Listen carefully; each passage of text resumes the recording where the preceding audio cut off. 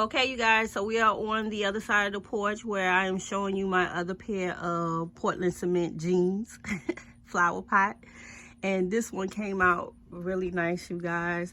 So as I said before, the sedum will begin to cascade over and you know, flow out and look really pretty. So what I'm going to do with this flower pot is actually I'm going to put it on my other stand that's right here, and then I'm going to put another pot over here on the coaster stands, and it'll just kind of be like a, what they call it, what is that nesting. It kind of look like it's nesting, you know, going down in order. So that's the effect that I'm looking for.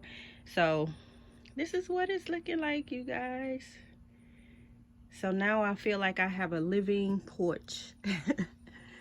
All right, family. So I hope you guys enjoyed this porch pop video on how to turn your trash into treasure.